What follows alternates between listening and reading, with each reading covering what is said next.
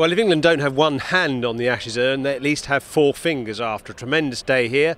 We'll see what Michael Slater makes of it.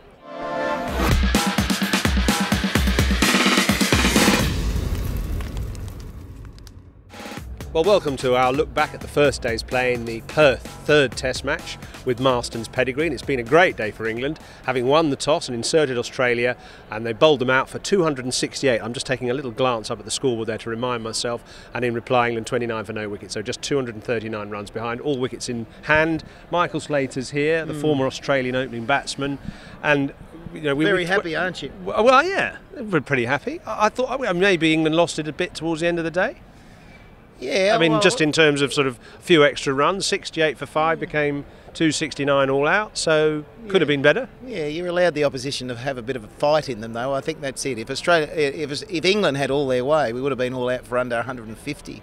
As simple as that. But I expect a little bit of a rally from the Aussies, and we were able to throw a couple of punches late in the day, but I honestly felt that we were going to be lucky to reach 150 at one stage of the day, and then there was a bit of... That bad, eh? Yeah, look, I think we were batting bad, and the run is with England. I mean, the confidence, everything seems to be going England's way, and they're making luck for themselves with that confidence they're playing with.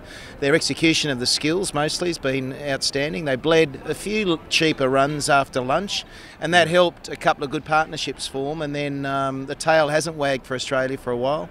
Mitchell Johnson gets a good half-century. Peter Siddle loves getting in a battle. All right, thank you. We've heard enough about that. Is that it? Let's focus on the early bit though, because yes. 68 for 5, two particular wickets drew my attention: Clark and Ponting. Yeah.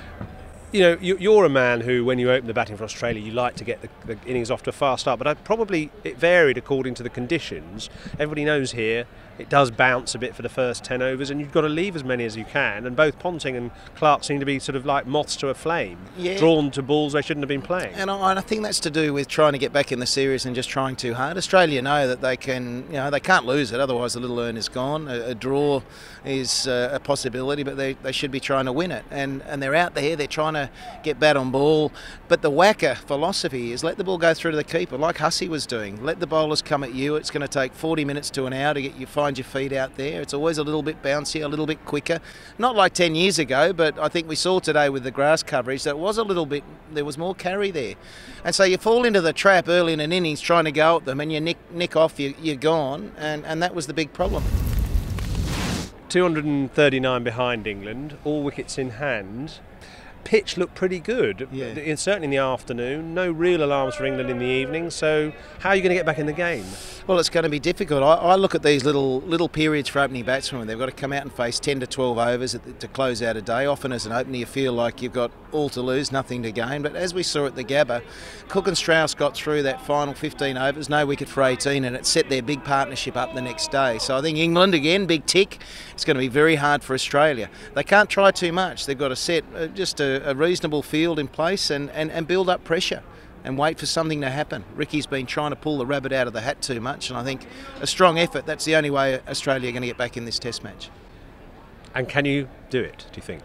Oh, look, I don't see there's a huge difference in the talent of the sides. I just see all the ascendancy with one team at the moment. Sort of momentum thing. It's going to be an extraordinary effort by one individual, and it might be Mitchell Johnson, might be a young Steve Smith. Someone put their hand up and they can bring it back. Ian Healy is telling you to stop. Look. Ian Healy is telling you. Tell him. No more questions. I'm waiting here to do an interview with Slater.